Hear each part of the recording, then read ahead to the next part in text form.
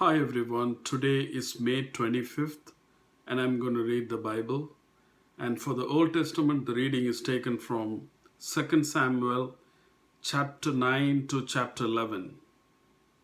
Chapter 9. David asked, "Is there anyone still left of the house of Saul to whom I can show kindness for Jonathan's sake?" Now there was a servant of Saul's household named Ziba. They summoned him to appear before David, and the king said to him, "Are you Ziba?" "At your service," he replied. The king asked, "Is there no one still alive from the house of Saul to whom I can show God's kindness?" Ziba answered the king, "There is still a son of Jonathan. He is lame in both feet." "Where is he?" the king asked. Ziba answered, "He is at the house of Machir, son of Ammiel, in Lodebar." So King David had him brought from Lodebar, from the house of Machir, son of Ammiel. When Mephibosheth, son of Jonathan, son of Saul, came to David, he bowed down to pay him honor. David said, "Mephibosheth, at your service," he replied. "Don't be afraid," David said to him, "for I will surely show you kindness for the sake of your father Jonathan. I will restore to you all the land that belongs to your grandfather Saul, and you will always eat at my table." Mephibosheth bowed down and said, "What is your servant that you should notice a dead dog like me?" Then the king summoned Ziba, Saul's steward, and said to him, "I have given your master's grandson everything that belongs to Saul and his family.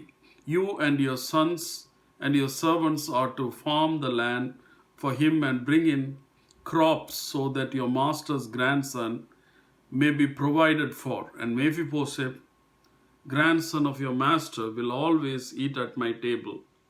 Now Ziba had 15 sons and 20 servants. Then Ziba said to king, "Your servant will do whatever my lord the king commands his servant to do." So Mephibosheth ate at David's table like one of the king's sons. Mephibosheth had a young son named Micah, and all the members of Ziba's household were servants of Mephibosheth. And Mephibosheth lived in Jerusalem because he always ate at the king's table. He was lame in both feet. Chapter 10.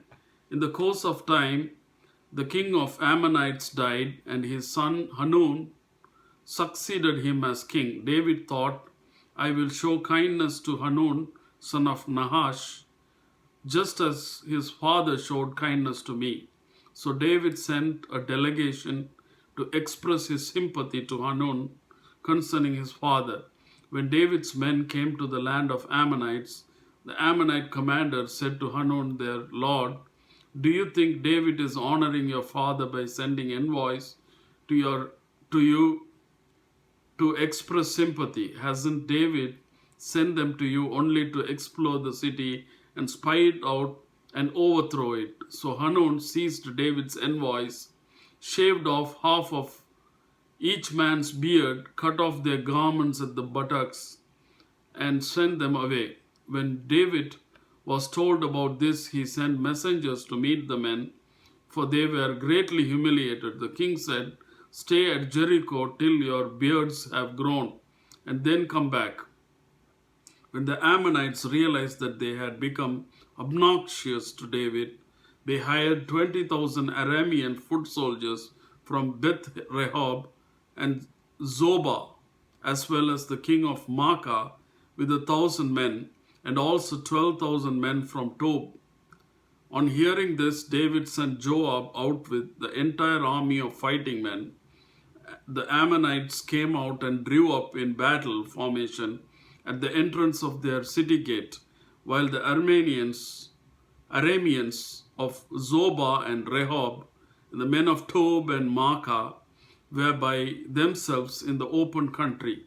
Joab saw that there were battle lines in front of him and behind him. So he selected some of the best troops in Israel and deployed them against the Arameans. He put the rest of the men under the command of Abishai, his brother, and deployed them against the Ammonites. Joab said, "If the Arameans are too strong for me, then you are to come to rescue me. But if the Ammonites are too strong for you, then I will come to rescue you. Be strong and let us fight bravely for our people and the cities of our God. The Lord will do what is good in his sight." Then Joab and the troops with him advanced to fight the Arameans, and they fled before him.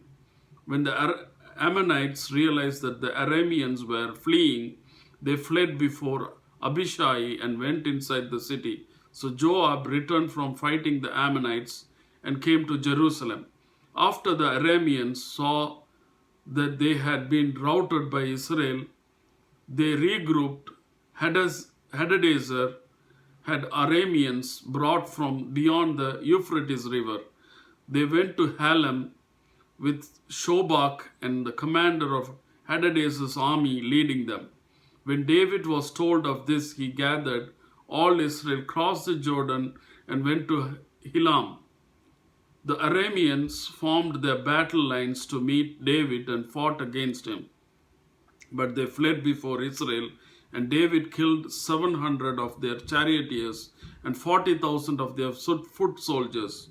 He also struck down Shobach, the commander of their army, and he died there. When all the kings who were vassals of Hadadezer saw that they had been routed by Israel, they made peace with the Israelites and became subject to them. So the Arameans were afraid to help the Ammonites anymore. Chapter 11. In the spring, at the time when kings go off to war, David sent Joab out with the king's men and the whole Israel army. They destroyed the Ammonites and besieged Rabbah. But David remained in Jerusalem. One evening, David got up from his bed and walked around on the roof of the palace. From the roof, he saw a woman bathing. A woman was very beautiful, and David sent someone to find out about her. The man said, "She is Bathsheba, the daughter of Eliam, and the wife of Uriah the Hittite." Then David sent messengers to get her. She came to him, and he slept with her. Now she was purifying herself from her monthly uncleanness. Then she went back home.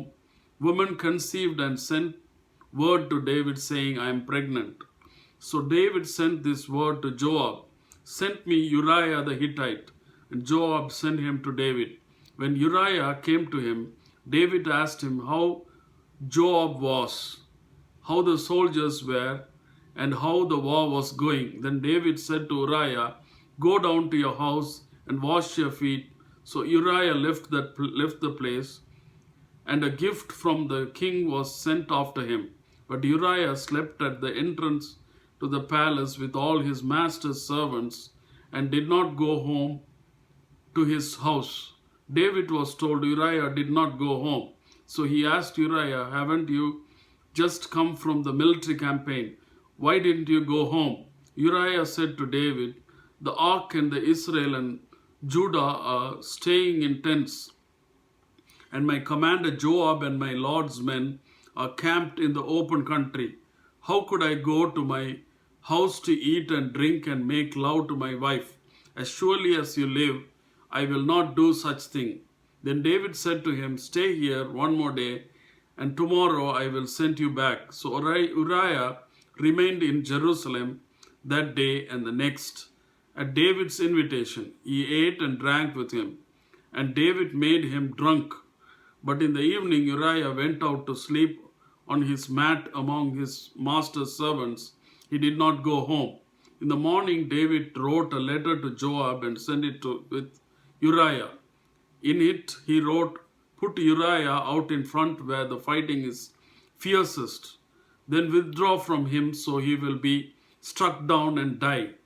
So while Joab had the city under siege, he put Uriah at a place where he knew the strongest defenders were.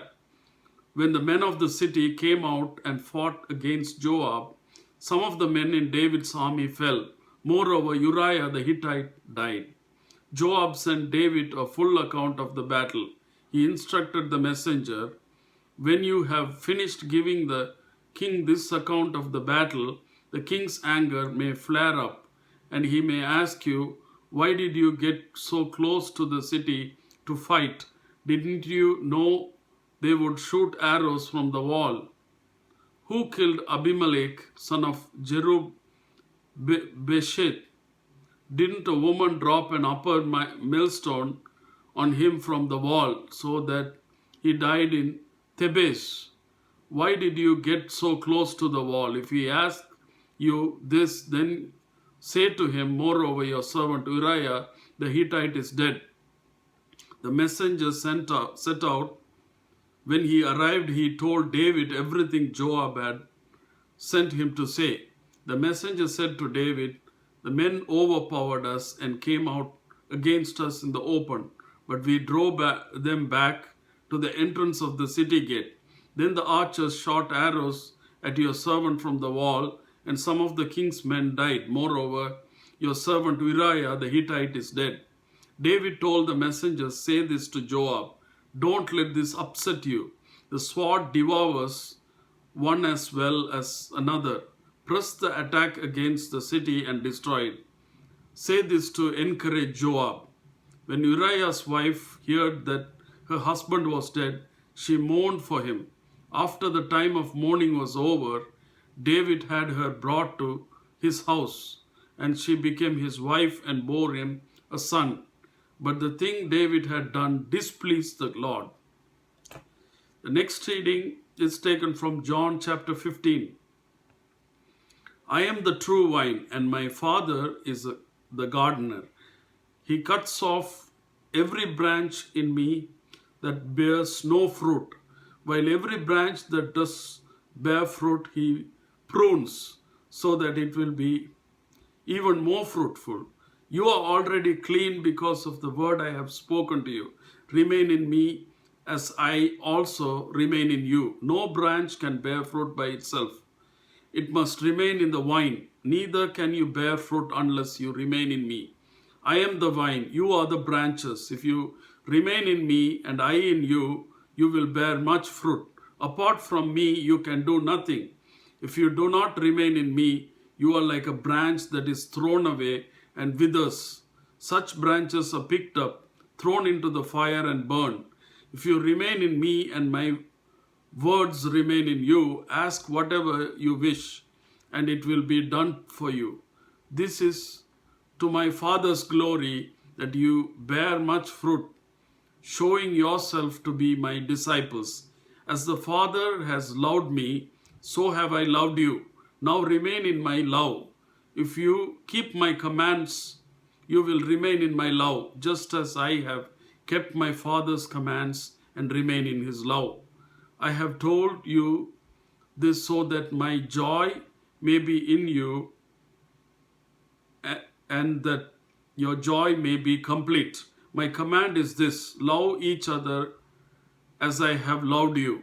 Greater love has no one than this, to lay down one's life for one's friends. You are my friends if you do what I command. If I no longer call you servants, because a servant does not know his master's business. Instead, I have called you friends, for everything that I learned from my Father I have made known to you. You did not choose me, but I chose you and appointed you so that you might go and bear fruit that will last, and so that whatever you ask in my name, the Father will give you. This is my command: love each other. If the world hates you, keep in mind that it hates me first. If you belong to the world, it would love you as its own. As it is, you do not belong to the world, but I have chosen you out of the world. That is why the world hates you. Remember that I told you, a servant is not greater than his master. If they persecuted me, they will persecute you also. If they obey my teaching, they will obey yours also. They will treat you this way because of my name, for they do not know the one who sent me. If I had not come and spoken to them, they would not be guilty of sin. But now they have no excuse for their sin. Whoever hates me hates my Father as well. If I had not done among them the works no one else did, they would not be guilty of sin. As it is, they have seen, and yet they have hated both me and my Father. But this is to fulfill that is written in their law. They hated me without reason. When the advocate comes, whom I will send to you from the Father, the Spirit of truth who goes out from the Father, he will testify about me. And you also must testify, for you have been with me from the beginning. The next reading is taken from Psalms. Psalms chapter 119 verses 49 to 64. Remember your word to your servant, for you have given me hope.